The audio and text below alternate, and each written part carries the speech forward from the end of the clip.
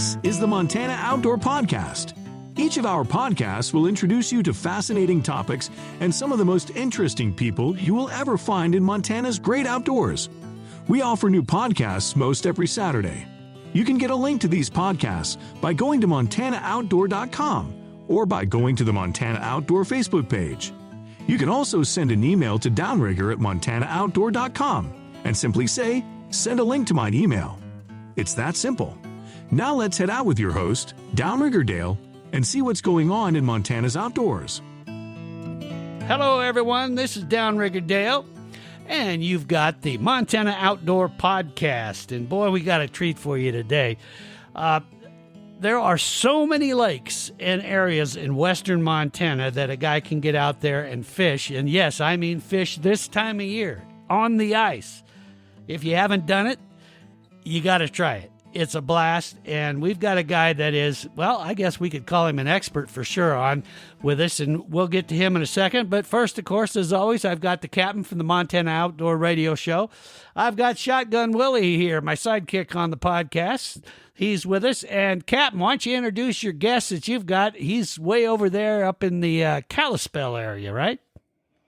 Yes, he is. I'm over here at Fort Peck at the Montana Outdoor Radio Show Fort Peck headquarters, and we're going to zoom all the way over to western Montana up there in Kalispell with Matt from Fisch. If you listen to the Montana Outdoor Radio Show, Matt is always, every week, gives us a report on whether it's open water fishing or ice fishing. Does an excellent job, and it's kind of fun now. We don't have any time constraints. We can talk a little bit more to Matt. And I wanted to tell everybody this podcast is being recorded on January 12th, 2023. So you know what time of the year it is. So when we're talking about ice conditions, you know, they could get better or they could get worse, depending upon what the weather is. But we need to make sure we have the dates there. Matt, good morning. Or I shouldn't say good morning. I should say, Matt, hello. Good evening, Captain Downrigger. Yeah. Shotgun Willie. Been one heck of a week. Actually, pretty much since Christmas till now, so about almost 2 weeks. We've been hitting multiple waters, whether we're shallow fishing for perch and crappie or if we're going deep for the Lakers and the whitefish. This last week and a half, Cameron and I, one of my guides partners here, we have hit 6 lakes in the last week. Producing nice fish everywhere we go. We've been producing some, not only numbers, but good quality fish. Hey, and we're talking, yes, sir. Yeah, Matt, one of the things I like to do starting out is always get an idea of how you check the ice. What's your best way of making sure you're getting out on safe ice? What do you do first? Well, of course, Facebook is a great way to at least see where people are fishing. Mm-hmm. That gives you an idea of which direction you're going to go. I carry a spud bar and an auger, of course, and I'll walk out, especially if I'm doing a charter that next day. I like to pre-fish a lot of the holes on a lot of the lakes here. We'll spud bar it. I see 4 to 6 inches. I know it's fairly safe to walk on. I prefer that 6 to 10 inches before I really start taking clients out there or friends and family. Mm-hmm. Once I get a good solid clear ice, then we're good to go. I've been fishing these waters for 32 years, so I know not only where the soft springs are to try to stay away from that, stay away from the creeks and the river areas like that, but lakes like Whitefish Lake, which are deep and big, you got to be real careful. We do hug the shoreline on that one. Flathead Lake, not very often do we actually get to fish Flathead Lake for ice fishing, but the last 3 weeks we've had some pretty good ice there in that Summers Bay lakeside area. I've seen guys out there a quarter mile. I'm not going to go a quarter mile out on an open water lake, but we had 6-7 inches right there in Summers Bay last week, and we're catching. Oh, it's been incredible. Whitefish, perch, lake trout, bull trout, in the same hole, the same jig. And, of course, my back door is Smith Lake and Rogers Lake and Bitterroot. Bitterroot just finally froze over this last week, and guys are catching salmon right there in the shallow bays there in that 15 to 20-foot area there.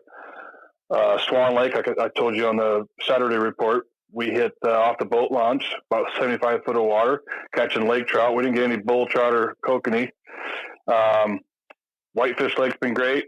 Echo Lake, you guys are doing real good on bass and whitefish on Echo Lake. So, yeah, you pick a species. We've got a lake within 20 miles of Kalispell, and I'm talking from pike to perch, all in between. So, man, let me go back to the spud bar. When you're taking a spud bar out there, you're not actually trying to get with the spud bar through the ice, are you? Of course you are. Yeah. So what if it's 12 inches of ice? You try to go down 4 inches of the 12 inches of ice. And then after about the third or fourth punch, I'll pull the auger out to see exactly how deep it is. Once I start punching holes with the augers, then you know you're on safe ice. Technically, there is no such thing as safe ice. What we do is crazy. Walking on frozen water is something our ancestors did. I mean, we used to cut ice to keep ice all through summer. But, yeah, it's a sport that if I couldn't ice fish, I don't know what I'd do. Yeah. It's in our blood. You're a outfitter. Speaking of walking on ice, well, back where I'm from in the Midwest, they drive pickups on the ice. It's, and over here right now at Fort Peck, where I'm at the Fort Peck Montana Outdoor Radio Show headquarters, we get as thick as 22 inches of ice. And right now, which is very unusual for this time of the year. And so, ice can be what it is. So when you're deciding where you're going to go fishing, your clients, I know the question I was going to ask you. How much has it increased with your business on ice fishing? Years ago, you've been with us for a lot of years. You never did ice fishing charters. How has that increased and the interest in that?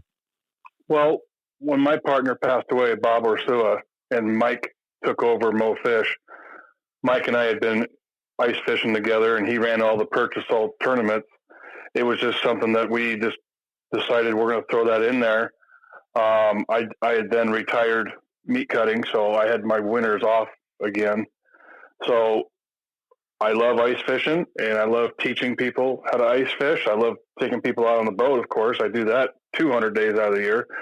But to go ice fishing with a family who's never even walked on ice and put their first fish in their hands is the most incredible feeling you can have, not only as a guide, but just as a human being, seeing these kids. I send you pictures all the time with these kids, big old smiles on their faces. And yeah, we've come a long ways in the last 5-6 years as far as taking clients out year round now. Matt, one of the things that we've talked about before on this show is for people that want to try ice fishing for the first time, we always suggest, going with an outfitter like yourself at Mo Fish, because there you provide all the gear and you know where to go and all that. And it's a good way to learn. Kind of take us through the process of what we experience if we hired you to take us out. What kind of things would we go through and see, and why is that the best way to learn? Well, there's two types of fishermen: people that go fishing and people that catch fish. There you go. I say that in every seminar. I've done seminars for you guys down at Brett's RV. I do them up here. I like to go catch fish. Well, having the proper equipment, the proper electronics, and the proper gear to make it enjoyable is key. Instead of going out and investing thousands of dollars in all this gear, for a fraction of the price, you can come out with us. You see all of our gear. You see all of our shacks and our fish finders and cameras and rods and the type of baits that we use and lures. It gives you an idea or a guided path if it's something you want to do. Mm-hmm. And like I said, a fraction of the price. I've got people I take fishing 3 or 4 or 5 times a year, not only in the boat, but ice fishing. And at that total cost, they say it's still cheaper than for them to buy all the gear, buy a 4-wheeler or a snowmobile, try to get across the lake, an auger. I mean, augers are going for $500, $600, $700 now. Wow. Yeah, you can hand auger it, but I'm not hand augering 22 inches of ice, Captain. No, thank you. The older we get, the smarter we get. Yeah. Yeah, and I've got gas augers. I've got battery augers. I mean, I've got everything you need. But it gives the beginner and or the guy who wants to get into it, because we got a lot of people moving here from all over the United States. They either, when they were a kid, went ice fishing, or they've seen a movie, or they see Facebook stuff. They want to get into it. They give us a call. We take them out, and I tell them it's going to be very expensive when you leave me, because when you go down to Chancey and Dave's, it's going to cost you a lot. Yeah. What percentage of people that you're taking out are out of state, like just moved here, or maybe they're visiting, like came to specifically ice fish? If you could give like a rough estimate on that. 90%. Wow. 90? Wow. Yeah. Wow. Okay. Where do most of those people come from, Matt? Today was Oregon. Yesterday was Oregon. Day before that, or trip before that, New Jersey. I've had a lot of Texas guys are up here. Whether they come up skiing, they go snowmobiling, cross country skiing. We got dog sledding up here, and then they throw that extra ice fishing trip in it. Yeah. And we're hooked up with a lot of the lodges up here, Flathead Lake Lodge and Grouse Mountain Lodge, and their concierge. You know, they'll give them an itinerary of what to do for a whole week. You know, you can only go skiing so many times up at the mountain there, and they want to explore snowshoeing up in Glacier Park. That's another thing that a lot of tourists like to do up here. And they're also up here looking at houses and looking at jobs. I took a doctor out a couple weeks ago, and he was interviewing a job here at the hospital. So, yeah, most of them are tourists, and I do take a few locals that they just don't want to invest all the money in all the gear, then have to store it, take care of it. They just call me up, say, hey, my grandkids are in town. I want to take them fishing during the holidays. I'm like, let's go. Want to go perch fishing? Like those family I took out last week. We caught over 80 perch in 3.5 hours on Lake Marianne. Wow. It was incredible, especially for two kids that never touched the ice in their whole life. Mm-hmm. Matt, when you let's get back to the seminar aspect. When you're doing seminars, you're talking to a lot of local anglers. So and beginners. Tell how does those seminars go? What is the top 5 questions? I know it's kind of a weird question to ask you this, that these anglers will ask you during the course of a seminar. Probably the top 3 questions. I do a lot of them with Bob Hickey too, and you guys all love Bob Hickey too. But Bob Hickey and I have been doing seminars for probably 20 years now together. Whether he goes first, I go second. But our top 3 things that we talk about to produce numbers of fish is location, presentation, and your electronics. If you're missing one of those 3, you're in trouble, because your electronics tells you whether you have Navionics map or the contour of a lake. It gives you kind of a pre-game plan on how these fish migrate from when they're feeding. Now the perch are getting ready to, not right now, but they're thinking about spawning. Those fish we filleted the other day, the eggs they're full. Those perch are full of eggs. The walleyes are doing the same way. I'm not a big walleye guy because we don't have them over here yet. But the second one, obviously, is presentation. You have to put that lure and present it like it's something they want to eat, something that's natural in that lake. Every lake is different. We've got leeches, we got shrimp, we got the red worms in the mud, we got minnows. You know, so you got to present the proper lure to them, and then just be prepared to move. And I tell people, if you're not moving, if you're not catching fish, why are you staying there? You got to move. Use your electronics. Use your presentation. That's it. They're like, how do you produce so much fish? Well, that's the top 3 right there. You know, when you're old enough to know when the Grumpy Old Man came out, the movie. Oh, yeah. Yeah, it was Walter Matthau and Jack Lemmon. Mm-hmm. Well, I know Shotgun is, and I know Downrigger is. Yeah. I've been just like Yellowstone. The series Yellowstone right now is drawing a lot of interest in Montana. Is there any? I mean, those movies drew a lot of interest to ice fishing. You know, they said the industry just perked up after that movie came out with Jack Lemmon, where they're driving out in their vehicles in the little town that's created on an ice. And that's what they do back in Minnesota. I mean, when the weather is supposed to be the way it's supposed to be. So what gets the locals interested in ice fishing? Is it ice? Is it, say, posts on Facebook?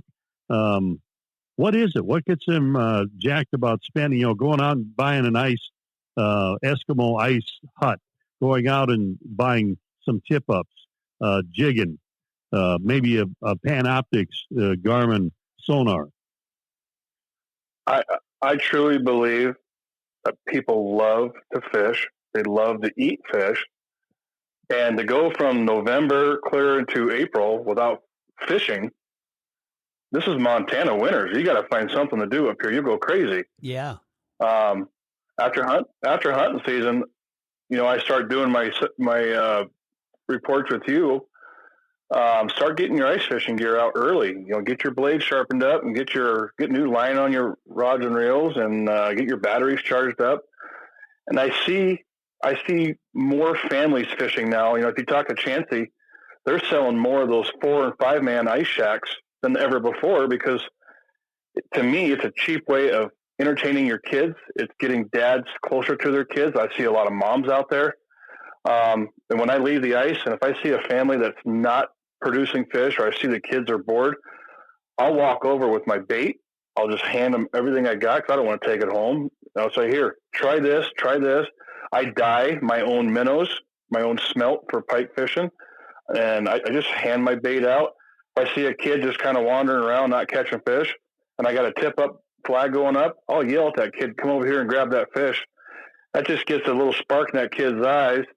The dad walks over and says, thank you. And I hand him my card and say, hey, you ever want to come to a seminar or whatever, or you want to do a charter with me, let me know. Or just want to call me and I'll give you some tips. So that's what we do as guides up here. I know there's a lot of competitor guides, but they do the same thing. We love to see kids catch fish. We like to see families together on the ice. And if you got the right gear, you're not cold. We all got Mr. Heaters, and you get a nice shack out there, and it's actually pretty pleasant. I was in just a light sweatshirt today on the ice because it was 30 degrees, but it was snowing, and the fog's really bad up here right now. But there was only one other person on the whole lake today. It was pretty quiet. Mm-hmm. So besides catching fish, how do you keep those kids interested if the fish aren't biting? I mean, you went out there, the fish aren't biting. How do you keep the kids interested? You start a snowball fight? Tell them to go look for cracks in the ice. No, I'm kidding. That's a good question. But in the last 5-6 years, I really haven't come across that scenario. I put us on fish 95% of the time. And if we do have a little lull, I'll say, hey, let's fillet these fish and let's see what's in their stomachs. So, I'm changing their mode. We start filleting fish, and there's, what's that? Oh, that's the heart and liver, and that's that air bladder. So you got to change things up. Let's go check our tip-ups. Let's go make sure we got minnows on all of our tip-ups. Get the kids involved. I'll drill extra holes and have them, hey, I need someone to scoop the ice out for me. So get them involved. Just sitting on a bucket's not very fun. Right. Matt, let's talk some species here so folks can get an idea if they want to go ice fishing with you over in western Montana. What are some of the kinds of fish we can get when you're out there ice fishing? Because that's one thing about where you're located up in northwest Montana is there's a lot of different species depending on what you like to catch and what you like to eat. Go over some of those and what some of your techniques are for each of them. Well, we'll start with smallest and go up to the big boys. Okay. And be sure and let us know what lakes you go to for each of those. Right now, with where the ice conditions are, we're pretty much 100%. Now, if we're going to go for perch, we love Lake Mary Ronan.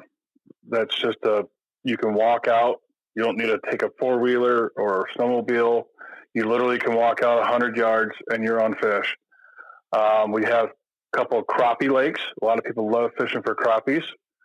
We've got one up by Whitefish, Island Lake, or not Island Lake. I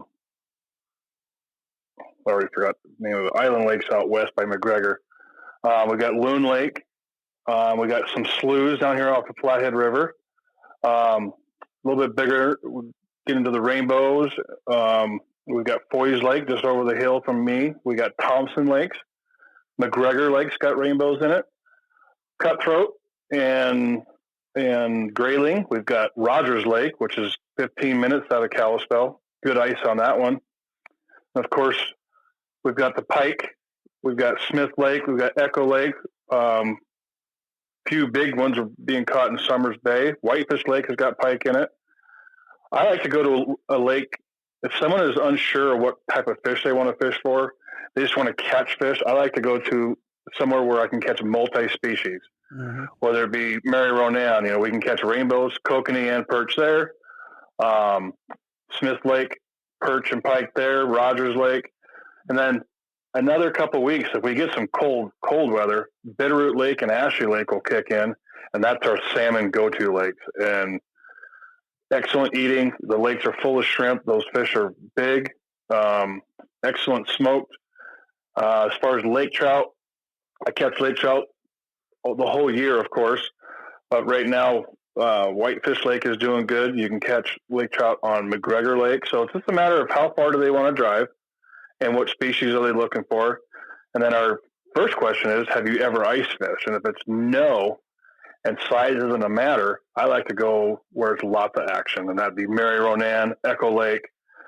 Echo Lake is probably one of our favorite lakes because you can catch up to 5-6 species of fish on the same jig out of the same hole, whether it be smallmouth, largemouth, pike, crappie, salmon, whitefish. Yeah, that's one of those lakes that I wish we had more of, and it was a little bit closer, but yeah, that's a fun lake too. So, Matt, you mentioned the kokanee salmon, and if something happens in the next couple of weeks, explain do those lakes not have good enough ice right now? Not quite. Those are our deep lakes. There is ice. Guys are fishing it. But if we get down to the 20 degrees for another week, you'll see a lot of these fishermen who are fishing all these other lakes all will start going west. And that's where the salmon really kicks in. I don't even fish for salmon until mid-February. Oh, okay. It's just the bite's not quite as hot as it is then. And we'll fish all the way to ice out for salmon on Bitterroot, Ashley, Thompson Lakes. It's just nonstop action. You can get your limit in a half hour to 45 minutes sometimes. What about Lake Mary Ronan for salmon? That you can do good on Mary Ronan, but I've always had better luck with the perch out there and caught salmon on accident. And I tell my clients that we're going to target perch, but you put the right color Haley on, and you'll be catching both in no time. And that also is a late February lake. Also, most of the fishermen that were out there last weekend were all perch fishing. I saw one shack out in the deep water for salmon. Mm-hmm. And when you're fishing for the salmon, what kind of tackle are you using? What kind of bait and lures in that? I love Haley's for salmon, and I will tip it with a little bit of pink corn and one or two maggots on top of it, so it keeps the corn on there. And that's pretty much it. And your Vexlar is your best friend. They'll come in at 15 feet. They'll come in at 25 feet. But if you don't see them on the fish finder and you're fishing 30 feet, you'll never even know they came through. Okay. So they're suspended. They're not on the bottom. The salmon. They're more suspended. But like I said, you can be fishing for perch, and bam, you'll hook a salmon. They're going down. But the main schools are usually suspended, and that's on Bitterroot and on Ashley Lake also. Same thing, and Thompson Lake. Let's say a guy does a lot of open water fishing, Matt. And I've been thinking about doing this over here at Fort Peck because I do an awful lot of open water fishing, of putting my tip-ups where I did real well catching walleye. Is that a good idea, or is that kind of a myth that they're going to be in a different location in the summer versus the winter when there's ice on the water? All fish think of two things their whole life. What's going to eat me and what am I going to eat? So when you look at how fish migrate, whether it be trout or panfish or walleyes, stuff like that, you have to follow the bait. And that's where I use cameras a lot. And my camera, I'm not necessarily using it to catch fish. I'm using it to see, is there green grass down there? Is the forage all dead? Is there crawdads in there? Is there freshwater shrimp?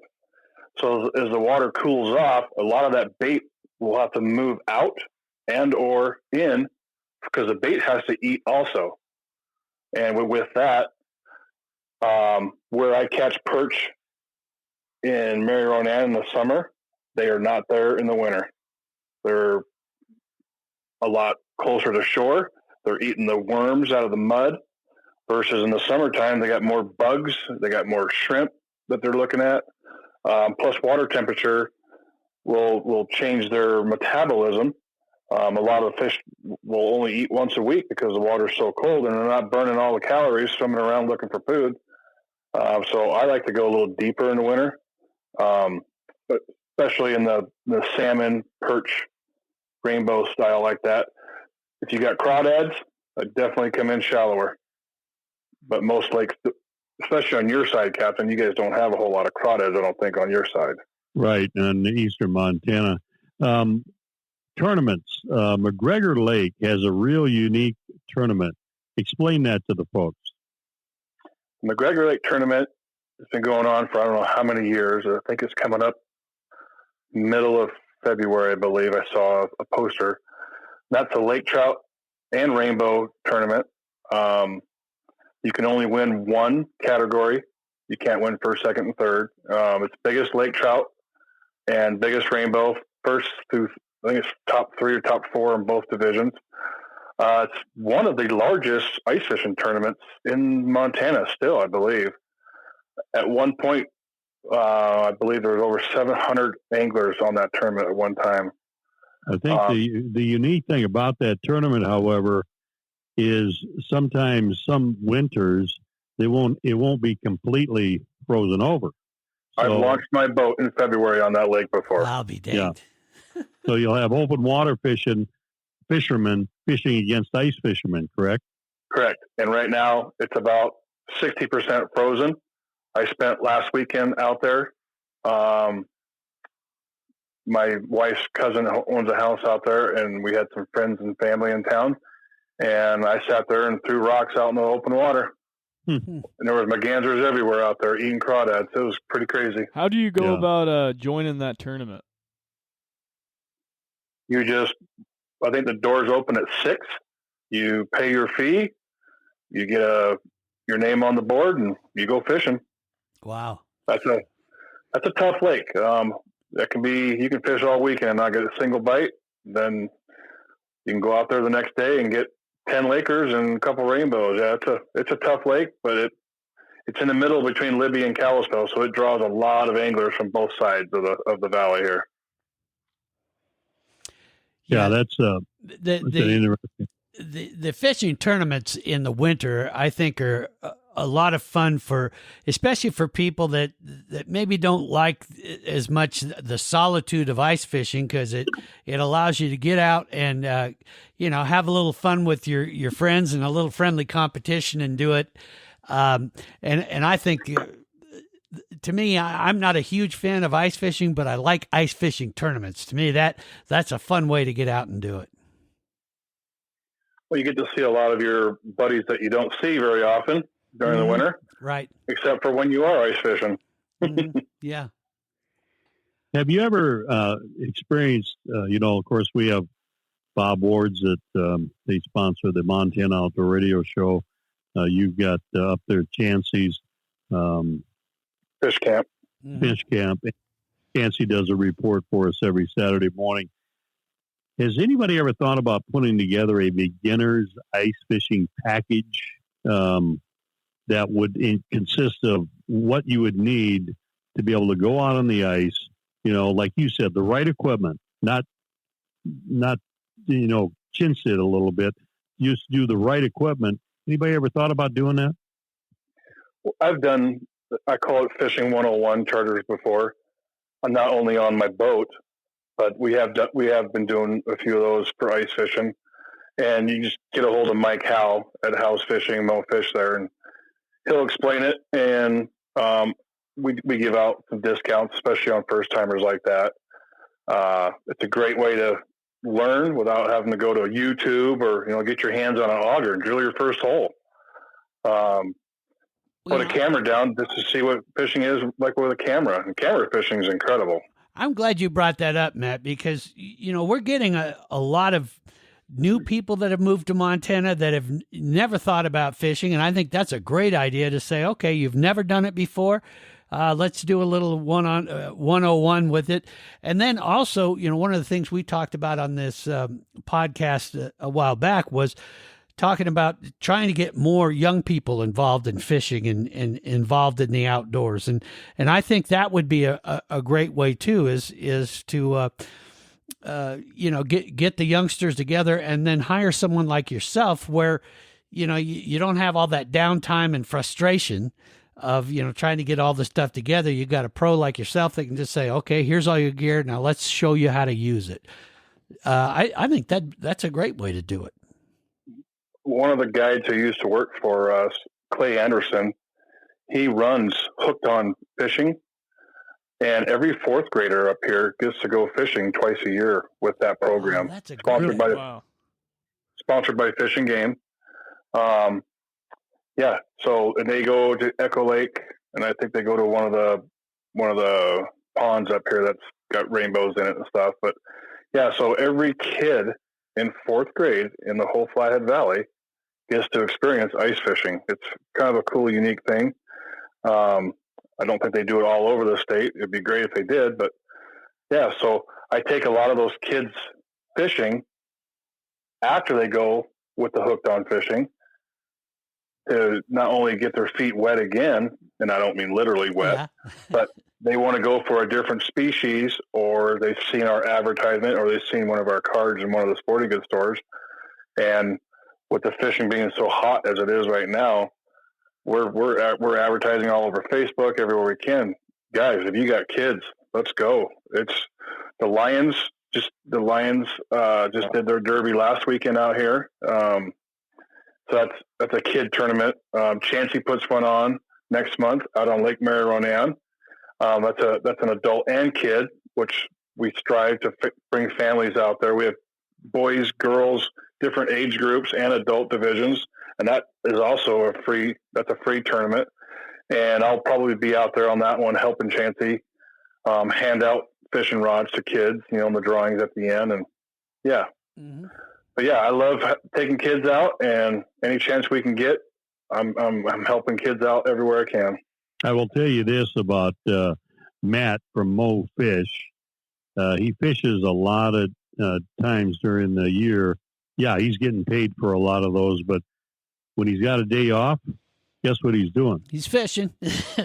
Going fishing. Yeah. Takes his lovely wife out there, and they do a little fishing, and he does some catching. And I have fished with him. He came over to Holter one time when I was fishing over there, and I had a chance to get in his boat. And he had been guiding, 30 days in a row, 60 days in a row or something. I have never seen a guy more excited when the rod got a fish on it than Matt from Fisch on Holter Lake. I mean, that was a lot of fun. Someone had to put a clinic on for you, because I gave you the starboard side of the boat, and I took the port side. And who won that little derby? Hey, Matt, how do folks get a hold of you to talk about getting involved in ice fishing and getting out there?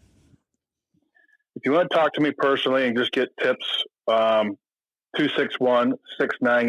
If they want to book a trip or see what kind of availability we have, it's housefishing.com, HOWES for Mike Howe, or you can call Mike at 755-4414. Mike's running the NAISC tournaments right now. He just left West Yellowstone at Hebden Lake, and he's heading to Iowa right now for a big 2-day ice tournament over there. So Mike's in charge of that now. Chansey's in charge of the perch assault tournaments. I just got 2 or 3 people wanting to learn in fish tournaments, and I said the perch assault's a great tournament. It's a tournament series. It goes all the way down to the championship, which is on Lake Marironan, which is fitting for us, because that's one of our favorite lakes. And we encourage everybody that they want to join that tournament circuit now you're fishing with all the pros. I mean, there's a few guys that fish it too, but you're fishing with guys that this is their whole life is fishing tournaments. My wife and I have done very well in the last 7-8 years. We've put a lot of hardware on the wall and cast a lot of checks. My goal this year is to make it over to Fort Peck here probably in the next month and check out the big lake over there. I've never ice fished Fort Peck, but I've got everything I need to survive over there. And Captain said he's got a spare room for me. So. Oh, yeah, Captain will take you out.